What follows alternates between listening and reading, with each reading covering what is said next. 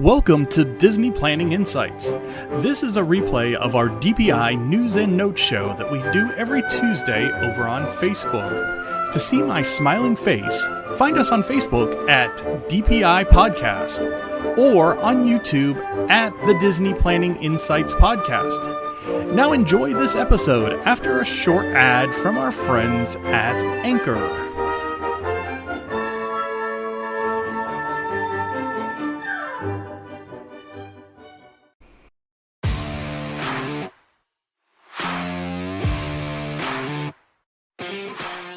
Hi, I'm Matt. Welcome to Disney Planning Insights. Through creative content and live shows, we explain the hidden details of the Disney experience so that our clients can execute memorable adventures. Together with Princesses and the Mouse Disney Travel, we have helped hundreds of clients plan, book, and prepare for magical Disney vacations. Let our experience help you avoid common planning mistakes and maximize the enjoyment on your next Disney trip.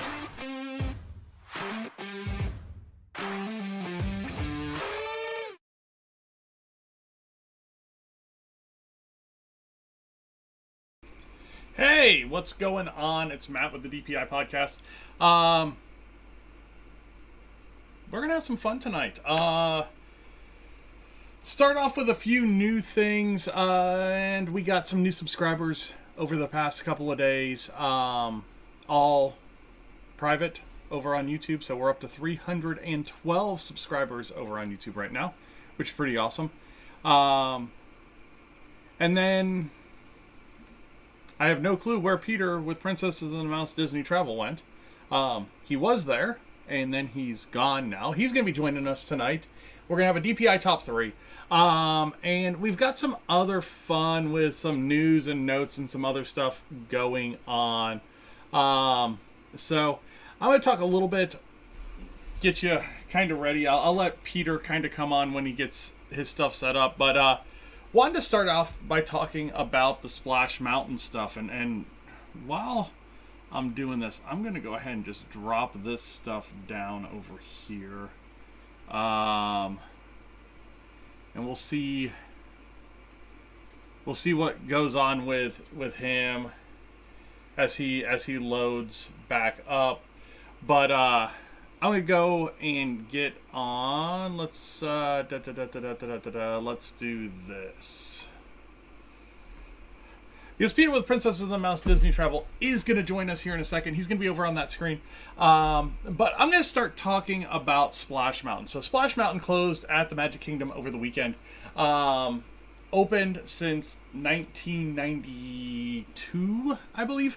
1995. And it's closing for a refurbishment. It's not closing forever. It's closing for a refurbishment. And people lost their freaking minds about this. And you saw it a little bit when they closed down Maelstrom and made Frozen Ever After. But this was different. And a lot of the reason it was different is when Disney announced the change. Disney announced the change at a very strange time in our society. Kind of right after the riots of 2020, and it was received by a lot of people that Disney was pushed into making this change. In all reality, I think it was a change that Disney was going to make no matter what, but it ended up looking a lot different than that to a lot of people.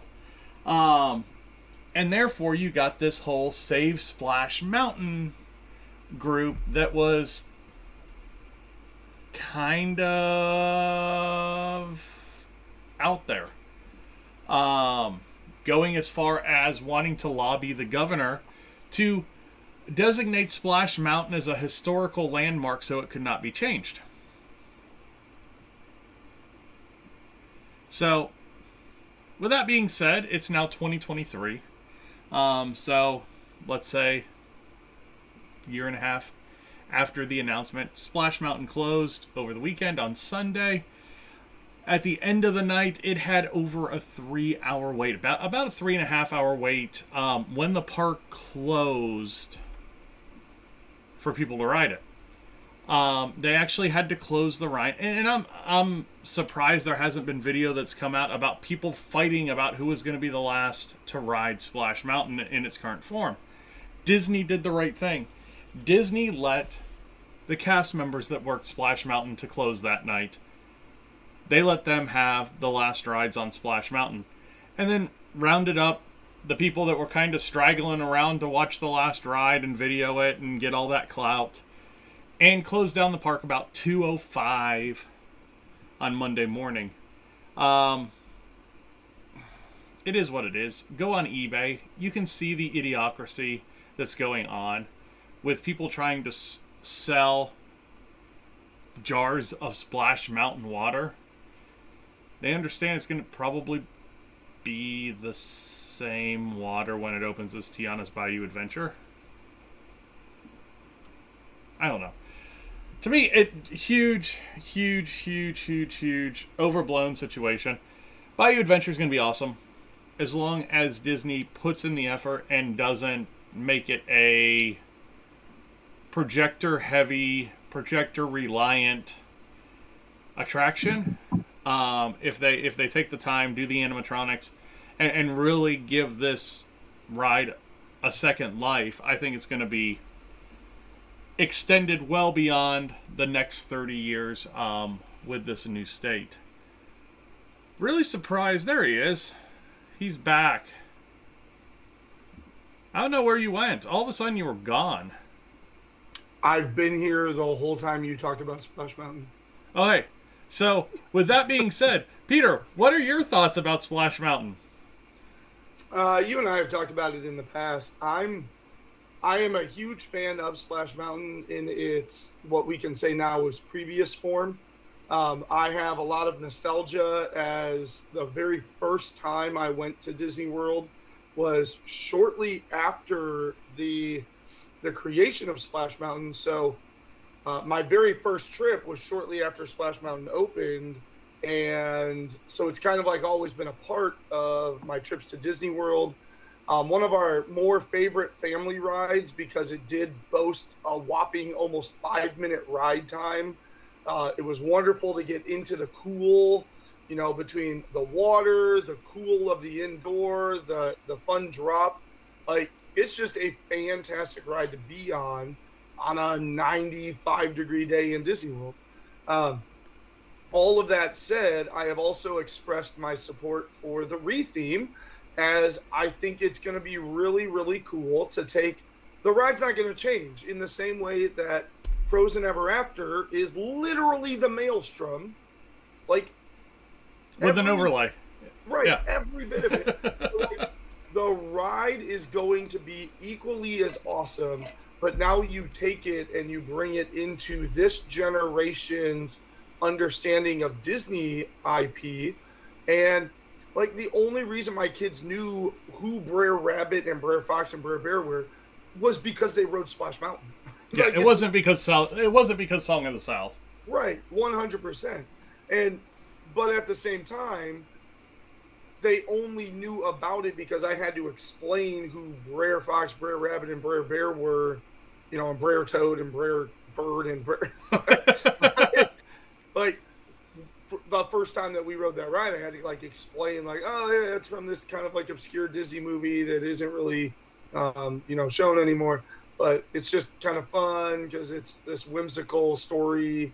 And now anybody from this generation to the next generation who walks into the park is immediately going to know who Tiana is. There aren't going to be any conversations of, hey mom, where's this from? What? It's Princess and the Frog. And then my other point was, I'm glad they're doing it because when you get down to it, this makes the most sense with obviously Tiana being kind of on the bayou. It's the easiest one to sort of reface, if you will. And Tiana's the only American Disney princess. All the other ones are from Germany and France and all these European countries, over into Asia as you go to China and everything. Tiana grew up in Louisiana and New Orleans, and then she married Prince Naveen. And so now she is a princess. And she's the only Disney princess that was born in America. So my whole question about this movie is, when did New Orleans get a prince? No, he's not from New Orleans. He came to New Orleans looking for money because his parents cut him off because of his ways of debauch. Pay attention to the storyline of the movie, man. All right, so let's get back on the train here, and let's go ahead and start the timer for the news. And let's talk a little bit of news. The first thing I want to bring up is this huge Star Cruiser faux discount that they're doing right now. So explain that to the people on what Disney's doing with this. So I literally had another email come across this today, and I was like, so dumb. So right, if you basically essentially a land and space vacation, right? Because like you can book a land and sea where you kind of joint your Disney Cruise Line over with your Walt Disney World stay, and so if you book a land and space stay, they'll give you $700 off your land stay of at least 2 nights. Of at least 2 nights, yes. So, we have talked about this before. It's a 2-night experience, but yet it comes in at the cost of approximately a 5 or 6 night cruise. Yes. So, if you want me and my family to go on it, I would be much more apt to pay the money if it was closer in line to like a 3-night cruise on Disney Cruise Line. So if I'm going to spend that amount of money, I might as well go on. Hell, I can go on a 3 to 4 night cruise and then do a stay at Disney World and still be at the Galactic Star Cruiser's cost. Yeah, because you're right around $6,000 with a family of 4 on the Star Cruiser. And I mean, especially if you're going off season, you can do a 3-night cruise and 3 days at the park for cheaper than $6,000. Yeah, or like right around that mark, right?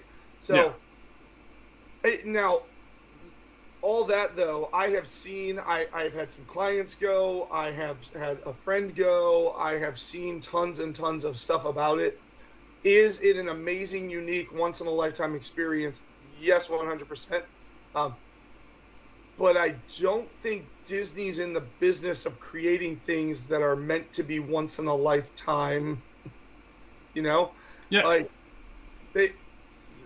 it's priced itself out, and we've seen the repercussions. We've seen the trickle down of this. They've canceled a bunch of cruises that are taking place in the next 3 to 5 months. They have canceled out, almost one a week, definitely like 2 to 3 per month, to where they're recognizing that they just straight up don't have the capacity to run the whole show. So I don't know. I feel like we're going to get to a head at some point, and all of a sudden you're going to see drastic slashing, which you and I speculated from the very get-go a couple years ago. And that's why you and I haven't taken the Star Cruiser, because we're waiting for the drastic slashing. Yeah. Let's move on to some happier news. We've got a start date for Flower and Garden now, March the 1st.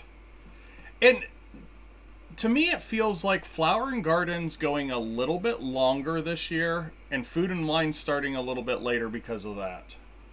So, talk a little bit about Flower and Garden. So, I like the pushback in the end date, because last year I felt that Food and Wine almost like overstayed its welcome. So, Flower and Garden is really cool, and here's what I love about Flower and Garden over Food and Wine. When Food and Wine starts midsummer, I would really rather like see all those awesome topiaries still around, right? So, and that's what Flower and Garden brings in. Flower and Garden brings in tons and tons of topiaries that basically litter the World Showcase and even other areas around the park. And they provide these really unique photo opportunities. They're obviously Disney real. but they are really, really fantastic. And they just sort of, I don't know, the entire park just sort of seems kind of like upbeat and excited the entire time that Flower and Garden's going on. And then to the side of that, you have, I don't know, about 2/3 to 3/4 of the amount of food booths, except instead of these food booths celebrating world cuisine, the food booths are celebrating unique, locally sourced ingredients, unique, freshly grown, responsibly sourced ingredients. And so, you know, food and wine, there's only so many ways that you can represent the cheese bread from Brazil. Yeah. But over at Flower and Garden, it really, really gives the Imagineers and the people in charge of designing those festivals a lot more flexibility to really create changing menus and unique dishes for the people who are going to go and experience it. So, yeah, and dates this year, March 1st through July 5th. So instead of ending at the end of June and then basically food and wine starting 4th of July weekend, Flower and Garden gets an extra week this year basically to kind of have its thing, which is nice because it kind of splits up summer break as well. So for those kids that, you know, that maybe the families don't want to go down during Food and Wine Festival because of it attracts a crowd. I mean, it does. And this gives people a little bit more time to get down there and enjoy the parks. And July 4th around the parks is really, really cool. So this kind of gives a different flair to, you know, Epcot and being at the Magic Kingdom for July 4th as well. Also coming for the first time, you're going to have a photo op with topiaries of Mirabelle, Antonio, Isabella, and Luisa from Disney's Encanto, as well as a lot of the fan favorite topiaries returning. So, speaking of topiaries, did you see that the 16-foot Te-Fiti topiary is in place now in the Moana Journey of Water area? Yeah, I was actually going to cover your face with the video of it. Oh. So, man. But yeah, as Peter said, the 16-foot topiary of Te-Fiti is now in place. And they still really have never given us an open date for this. It is like the biggest mystery in Disney right now. I don't think there's going to be, like, honestly, I think it's going to be one of those things where it's just sort of like, hey, it's open today. Right? Because what is it? It's literally like, it's literally cranking the nozzle on. It's turning the water on, yeah. On a water spigot. And then, ta-da, it's open. All right. Cali Grill's changing its menu a little bit. It's offering a 3-course selection featuring contemporary market-inspired cuisine. And this is going to start on April the 1st. Reservations for this offering will start on January 31st. We've both been to Cali Grill with the 50th anniversary menu. I think it was good food at a really high price. Smaller portion sizes. I felt like when we went to Cali Grill prior to the 50th and when we went to Cali Grill on the 50th, it was like two completely different experiences. And I know your experience at Cali Grill had more to do with your service than it did your food. Yeah. But like when we went to Cali Grill before the 50th, I felt like all the serving sizes were a little bit bigger. Yeah, there was still a price. It's a high-end restaurant on Disney property, but it didn't have the, oh look, you get a paper 50th menu. This is a souvenir. You get to pay extra for this price that it does right now.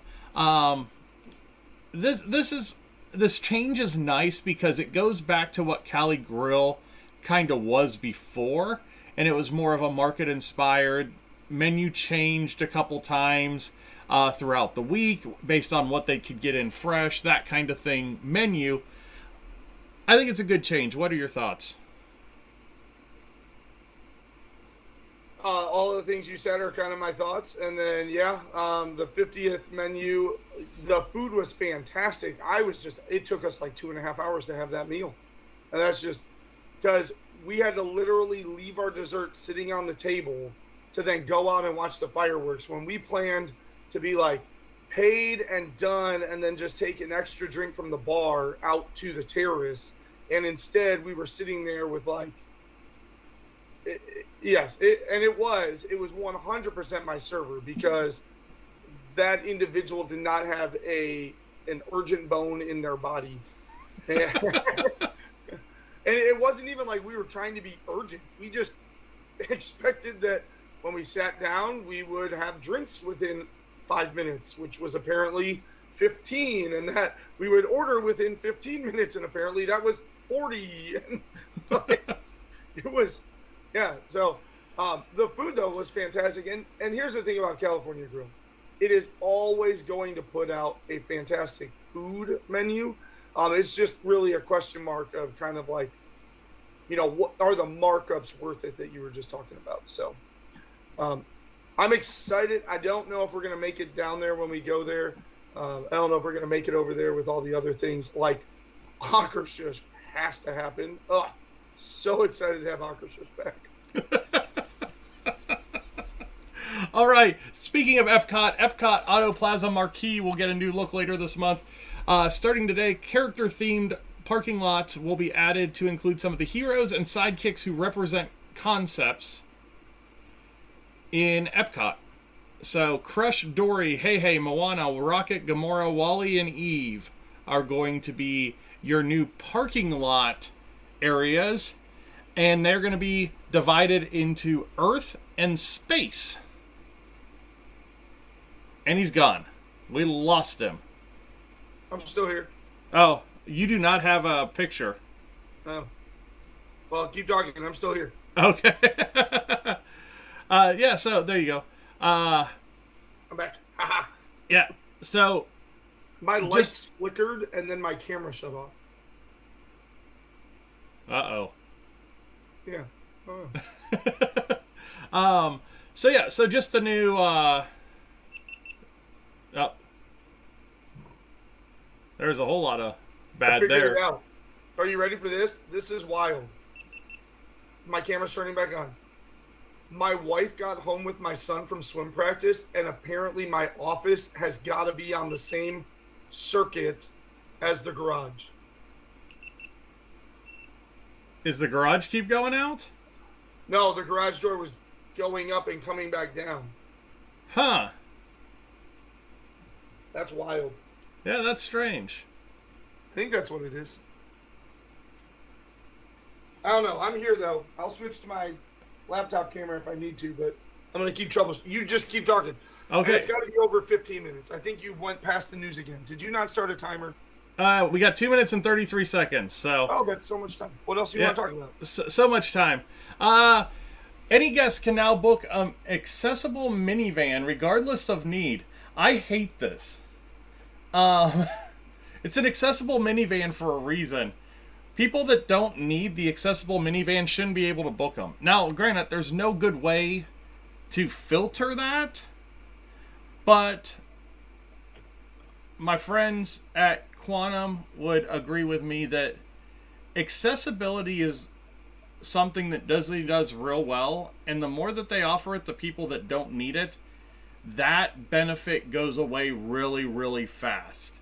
So the accessible minivans would be for somebody that has a wheelchair, has a special needs stroller, something like that. Somebody that has a mobility disability, somebody that has an intellectual disability that needs a special vehicle. It's just so hard to put in place something that would be like hey, how do you describe your disability on the Lyft app so that they could differentiate between who needs one and who doesn't need one.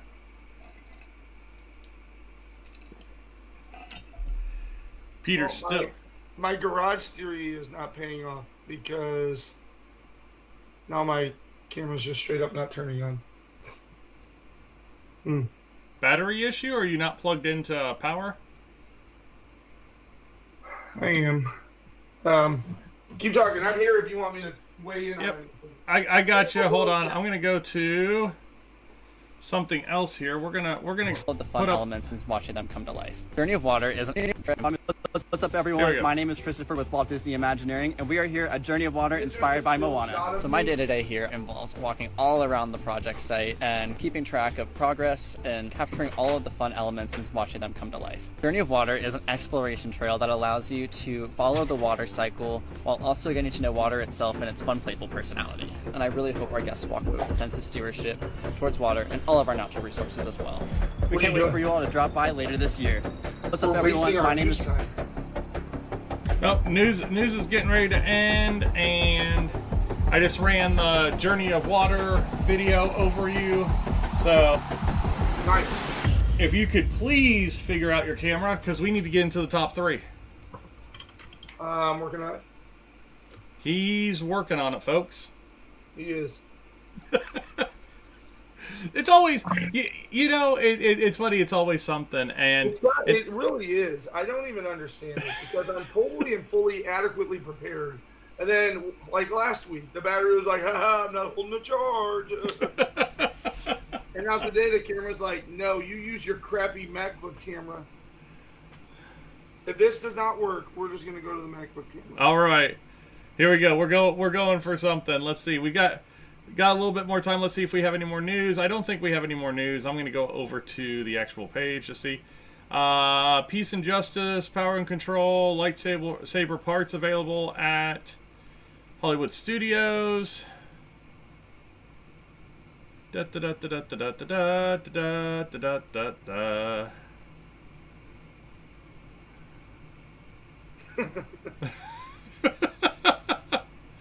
You got a camera in your face. I do. The one that's not working.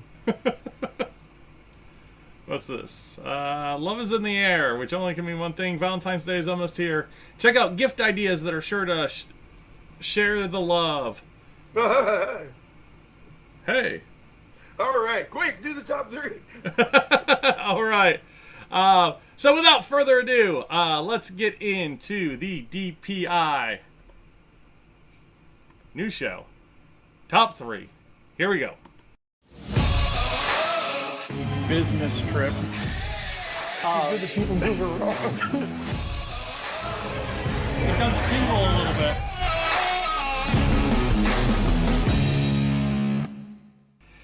Hey everybody, it's Matt with the DPI podcast, and I've got Peter with Princesses and the Mouse Disney Travel with us tonight, and it is DPI Top 3 time. We have our bag of chips. I've got my thing of questions, and we are going to see what is going on. If you haven't been here before, DPI Top 3 is our fun... You said the tape thing again. Our fun take on different Disney topics, and it's a random draw almost every week. I'm not going to say every week anymore because there's been a few weeks that it's been.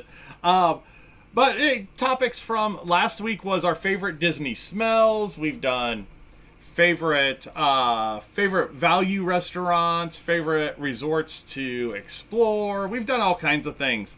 So tonight's number is number 17. Let's see if we can get that in focus. There it is, 17. So let's see what number 17 is, and then we're going to have 20 seconds here to figure out what we're doing. This is a good one. I might need to do some research because I don't know the names. Our favorite alcoholic drinks at Walt Disney World.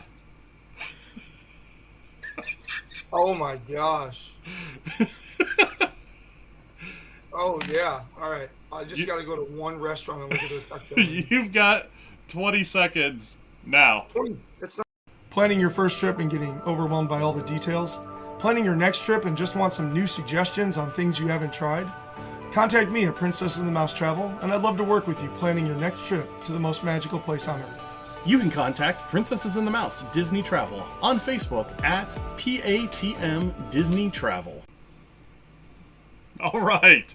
So we're back. This is an impossible topic. Why would I know the names of these drinks off the top of my head? If anything, I would be very, very concerned that I know the names of the drinks off the top of my head. Like, what are we trying to portray on this show, Matthew? We are building a character reference for our trials in the future is what we're doing, right? We said alcoholic drinks, right? That was the stipulation? Alcoholic drinks.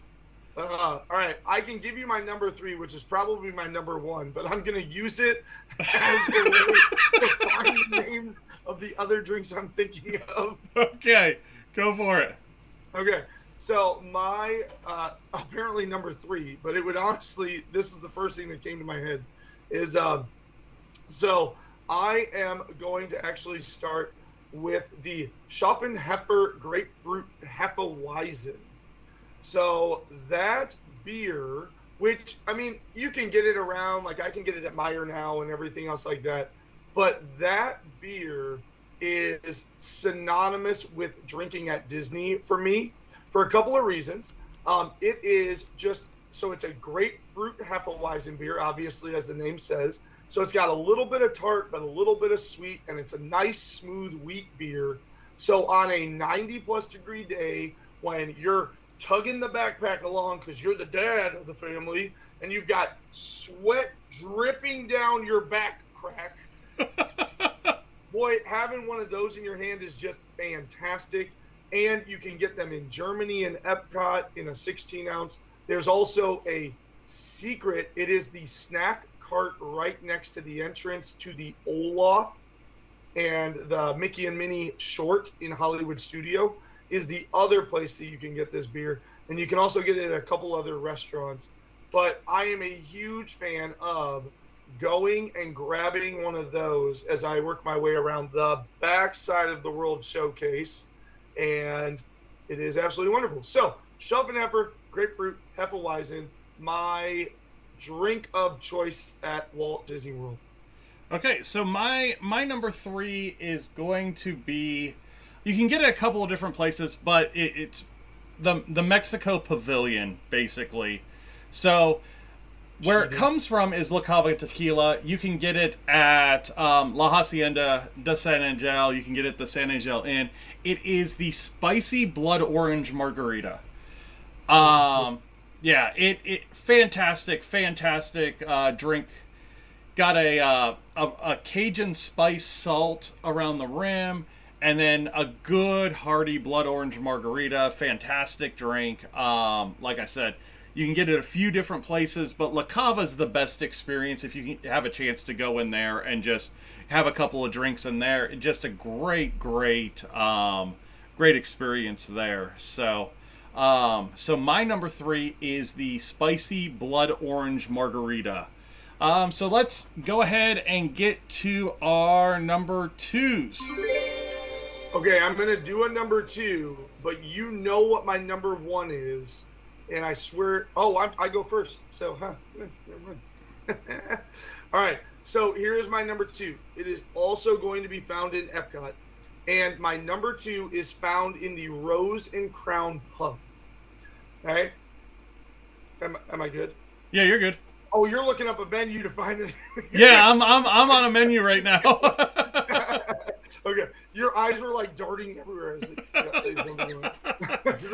And I can't find what I'm looking for, and it's pissing me off. That's funny. So my number 2 is found at the Rose and Crown Pub over in the UK Pavilion, and it is going to be a diesel. I was told by one of the amazing bartenders from the UK that it is called a diesel in her part of the UK.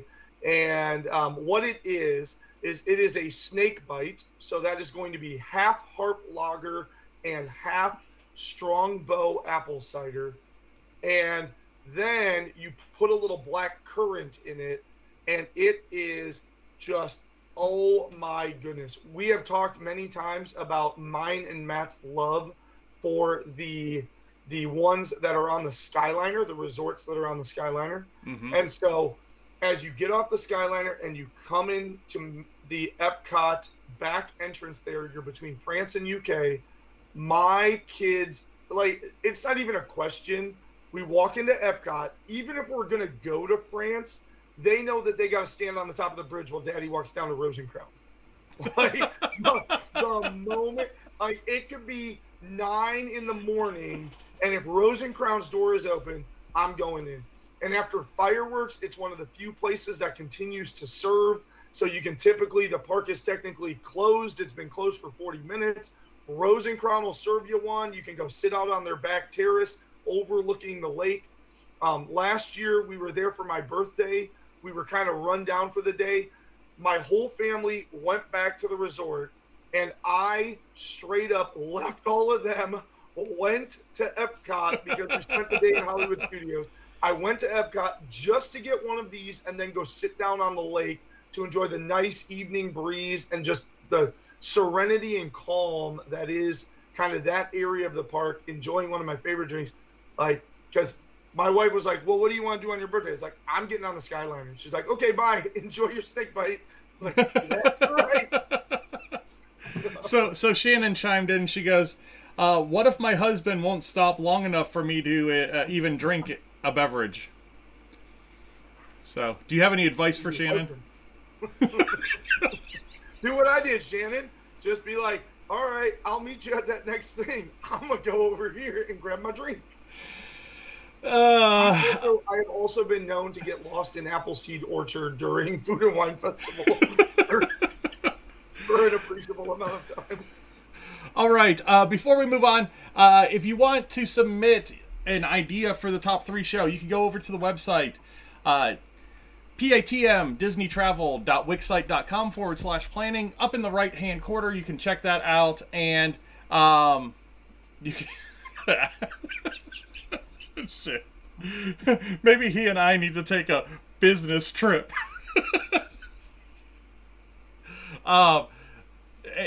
Go up in the top right-hand corner and you can submit a top 3 question. We actually got one from a viewer last week that we are going to work into the show. I think we're going to use it as this week's client question, though, because it's a pretty good one, and I don't know that we would have a top 3 necessarily for it. So I'll try to come up with 3 things. So my number 2, I can't find it, but there's something close. So I wonder if they changed it. So over at Space 220, it's called the Nebula. So it was a whiskey ice cream sandwich. No. That's the the Big Tang. Oh, okay.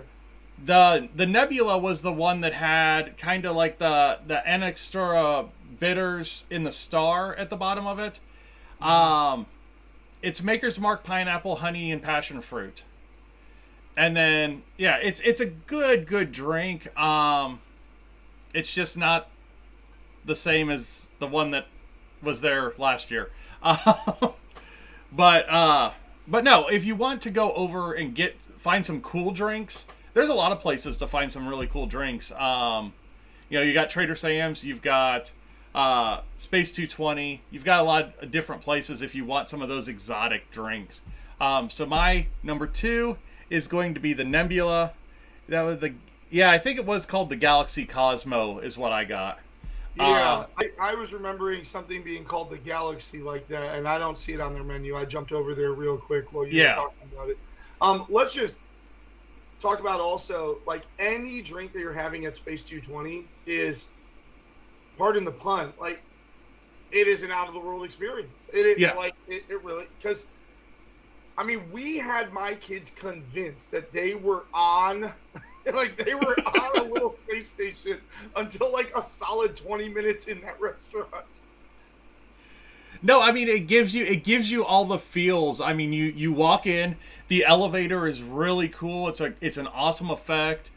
The huge screen in the restaurant is an awesome effect. I mean, it really makes you feel like you left and you're on this little like space station for dinner. It's pretty cool. Really cool. So so my number 2, I'll go with the Nebula, but I'm pretty sure it was that Galaxy Cosmo. That it had before. There was another. They've changed this menu up quite a bit since last year because there's only a couple.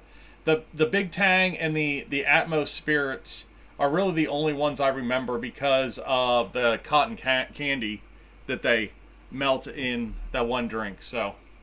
Yeah, Jesse and I got one, and I think it was the Big Tang, that it was Tang infused agave nectar.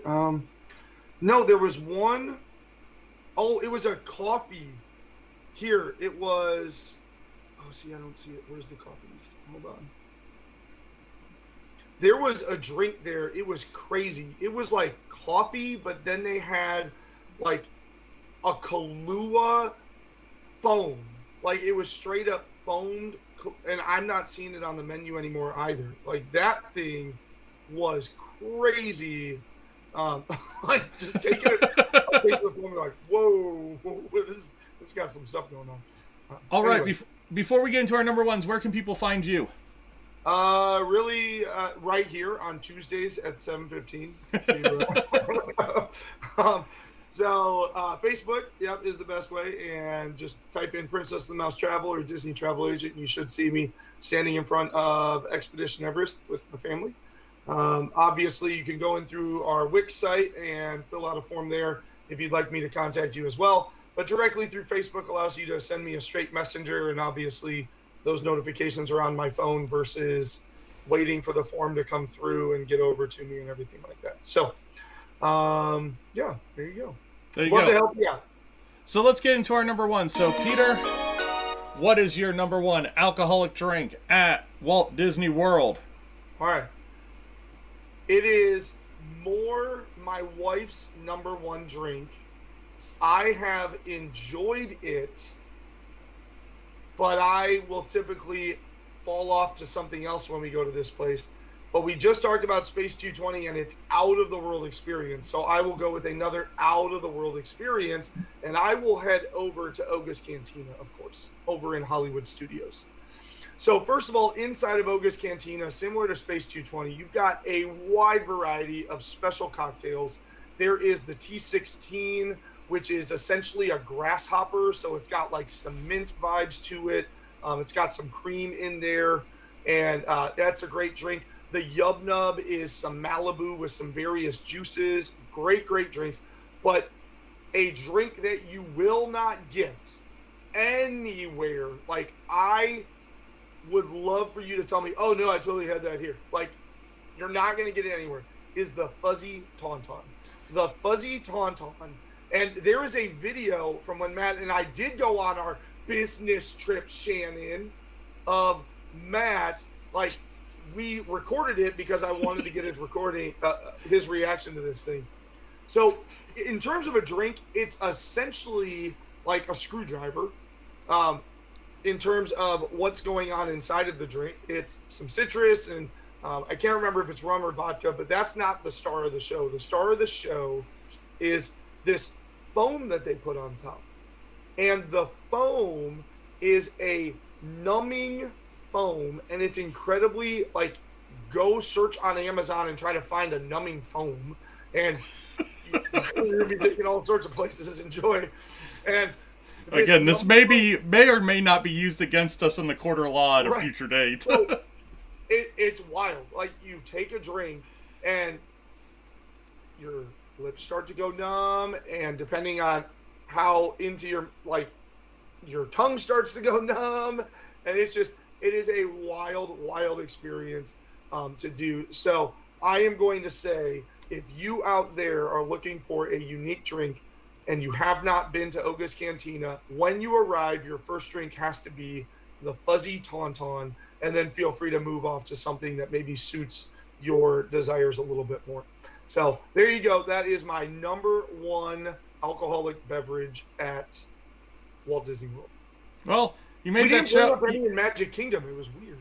Yeah, you made the show really easy, because that's my number one as well. No, so you made me have to find another number one, and there's a drink that I go to all the time, and it's kind of a common drink, I guess, but it's got a really neat spin on it, and it's going to be the Italian margarita and we're back over at Epcot in the Italy Pavilion at Tutto Gusto, the restaurant there in Italy. And it is a margarita, but with limoncello and just a very, very unique light flavor to it. Frozen and just a good drink. I mean, when we talk about Epcot, we could literally go pavilion to pavilion and say, this is my favorite drink here, this is my favorite drink here, this is my favorite drink here. And we could have done a whole show just on drinks at Epcot. We probably will at some point. Except for China. What? Yeah. Except for China. Like, I'm going to take a jasmine. But yeah, I mean, you think about all the unique things that you can get around the world, and then especially when Food and Wine comes in, you basically triple that with what they bring in for Food and Wine. So just the possibilities there are fantastic. But when it does come to drinking, you do have limitations. Right now, Magic Kingdom is very limited on what you can get. You can start getting beverages at some of the sit-down restaurants. Have you gotten a beverage at a sit-down restaurant? So Mama Melrose, I was thinking along this lines because I think I've had what you were talking about there. Mama Melrose in Hollywood Studios also has Mama's Margarita, and it's exactly what Matt's talking about. So you can get it in a couple of different parks. We didn't give any credit over to Animal Kingdom at all in this area, and I don't know, I guess it would behoove us to say, if you go over to Grog's Grotto in Pandora, you can get some pretty unique cocktails and beers. You can essentially get the Night Blossom, basically spiked, which is a really, really cool slush drink. So because none of our top three included that, I do want to just, you're kind of talking about Magic Kingdom. You're right. It's just limited to like ciders and beers and a couple cocktails at their sit-down restaurants where they can control you. Yeah. And but yeah, Animal Kingdom also has a wide variety of places as well. They also have a unique beer called the Tusker Lager that's only available. It's straight up brewed for Animal Kingdom. Yeah, so, and we didn't give any love to any of the resort restaurants as well. Oh yeah! Oh my God! I mean, yeah, we could have done a whole thing on the whole Snow White, the Artist Point. Yeah, we could have done Artist Point. We could have done the Enchanted Rose. We could have done Grog Grotto, Terrace Sam's Grog Grotto. There's a lot when you get outside the parks too, and then you have all of Disney Springs, which is a whole nother ball of wax because you've got places like the Edison, and they've got freaking 4 bars in that restaurant. They really do. So if you want to go down, and this is a good one to say, if you want to go down to Disney as an adult, there is a whole hell of a lot to do as an adult in Disney. Chef Art Smith's moonshine cocktails are like the strongest, and they come in these like asinine thermoses that you can take back and refill for like a $4 discount. Yeah, there's just it always, like, when people say, "Oh, I can't believe you and your wife spent your anniversary there," I'm like, I can't believe you've never thought of going to Disney as an adult without kids. Yeah. All right, one more time, where can people find you, Peter? I don't even know at this point. Find me on Facebook. I would love to help you out. And like Matt and I were just talking about, whether you're figuring out something for your family or you're just going down. Like I have a couple going down here in 2 weeks that it's just them. And the first time they went down, they worked with me as their travel agent. Well, they went a whole bunch when their kids were kids, and now their kids are grown up, and so they've gone down. And they got me to plan a trip for them, and I sent them to a whole bunch of restaurants that they had no idea even existed. So I would love to help you plan your trip down to, well, Walt Disney World is obviously a specialty, but really anywhere, whether it be a Disney park or even other things as well. So yeah, so lots of things going on. So thanks for joining us tonight for Disney's DPI Top 3. we'll see you guys next week on the show. We are going to go ahead and get into this week's client question. So let me go ahead and flip over to that screen.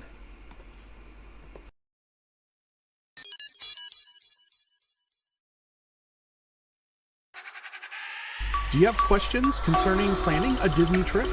Ask them live on the show or submit them on our website at patmdisneytravel.wixsite.com/planning.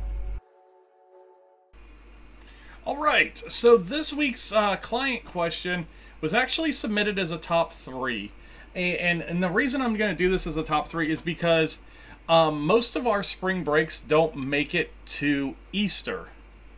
So this client question is, what are the top 3 things to do at Easter at the parks? So, it's really, Easter falls in kind of that secondary holiday market when it comes to the parks. I kind of lump it in with like what they do for Thanksgiving and the 4th of July, except you don't get the extra fireworks and those types of holidays. You do get some special characters, you do get some special meals and that kind of stuff around the park. But it is relatively limited when it comes to what they change for Easter. So, Peter, you get down there a little bit closer to Easter. What have your experiences been? Well, right off the top of my head, there's a couple of things.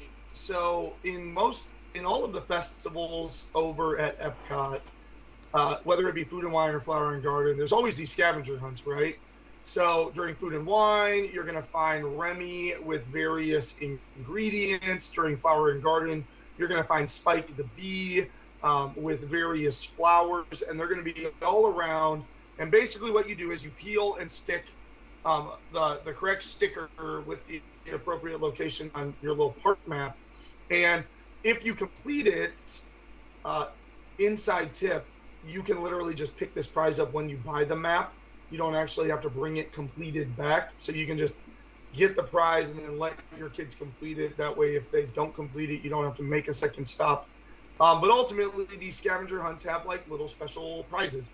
So we have tons of sandwich boxes, cups, all these sorts of like little things. I've got a little candy dish sitting on my built-in in the living room, and they've all come from these little scavenger hunts. Well, during the approximately 3 to 4 weeks before Easter, they will put up, in addition to Spike the Bee, because Flower and Garden's going on, they'll also put up a Easter egg scavenger hunt where the eggs are big giant eggs. And they are decorated like your favorite Disney characters. And so as you go around to these different places, you'll peel the egg sticker and put it in the appropriate location. And just like all the other scavenger hunts, kind of a unique little souvenir to say, yay, look, I did it. The other thing that comes to my mind is the Grand Cottage over at Grand Floridian. So during Christmas, the Grand Floridian it's essentially like a little snack stand in its lobby. And during Christmas time, it's a gingerbread house. And during Easter time, it's this little spring cottage. And at this little cottage, you can purchase very specific springtime Easter themed treats, little snack cakes and other little things like that. So those are the 2 main things that I can speak that Disney does. On top of that, the rest of it's just kind of like you can pay to get things delivered to your room. Well, they have special Easter ones during that time of year. You can go to different snack stands around the park, and they'll have like specific Easter themed treats. But really outside of that, nothing big or showy in terms of my mind coming to mind. Is there anything that you've seen down there, Matt? Really, the things that I've seen are more like, they'll have an Easter Bunny and a Mrs. Easter Bunny meet and greet, usually Easter weekend. And then past that, maybe a different dance troupe in the parade, the Festival of Fantasy parade. They might have the flowers or something like that in that parade. So like I said, it very much handled like a secondary holiday. And then also about probably here in the next few weeks, we'll start getting an idea of like a brunch menu of some of the restaurants, the resort restaurants and some Disney Springs restaurants that will be offering an Easter brunch that will be special for that weekend. Will. What's that? I know Steakhouse 71 at Contemporary will, and I'm not sure of the others, but I do know that they'll have an Easter brunch. Yeah, and then on top of that, like, you can make Easter special. We've been down there on Easter Day, and the Easter Bunny dropped an Easter basket off at our hotel. And if you go, it doesn't, I'm trying to remember where we got it from. I can't remember if the gift shop had it or if we had to go talk to the guests, like the hotel front desk. But they just, like, we bought a couple of things from the shop, and then we asked, hey, do you have any baskets? We're like, oh, absolutely, here you go. And they just gave us some baskets because they knew exactly what we were trying to do. And then I forget, I think the kids were at the pool, and I snuck all the stuff back to the room and then hid it behind the floor-length curtains. And then after they went to bed, I think I set it out. So there you go. Like that. But hopefully so there's Kate, no little kids watching this show. Kate, a few things that you can do around the parks at Easter, and if you have any other questions, definitely reach out to one of us and we will be able to answer any specific questions that you have. If you do have a question for this segment of the show, definitely go on the website patmdisneytravel.wixsite.com, and up in that top right hand corner there's a question box that you can submit your question to us and we will answer it live on the show. Again, Peter, thank you for joining us this week on the show. Do you have anything else before we get out of here? I saw, just back because apparently I wasn't on the show yet, in the very beginning of the show you talked about, I saw an eBay ending bid of $119 for 4 ounces of Splash Mountain water, which, by the way, they just have a pump to that giant lagoon around Tom Sawyer Island, the rivers of the world. That's where the water comes from for Splash Mountain. So this is the most asinine thing I've ever seen in the history of entertainment and theme parks. Anyway, that's it. I just wanted to throw that out there. All right, so we're going to end on that. Thank you guys all for watching tonight. Have a good week.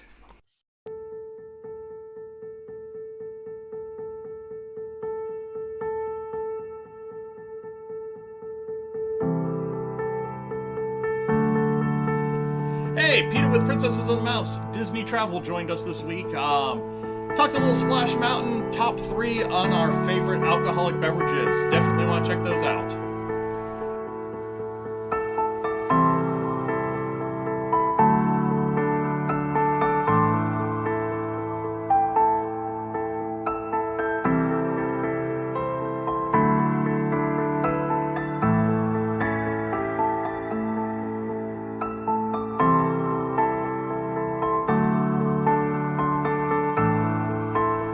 You want to find us on social media, you can check us out at a lot of different places, but the easiest ones on Facebook at DPI Podcast for the podcast, at PATM Disney Travel for the travel side. Over on Twitter, you can find us at Disney Insights. You found us on YouTube, and on Instagram, we are at Princesses and the Mouse.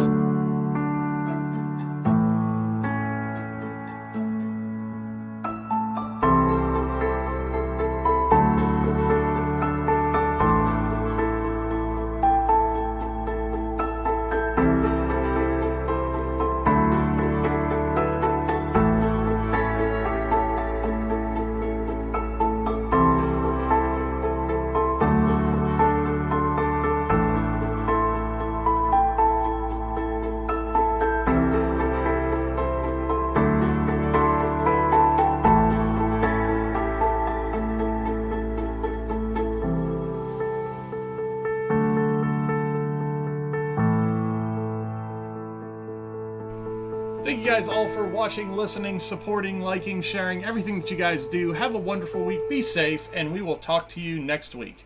Bye now.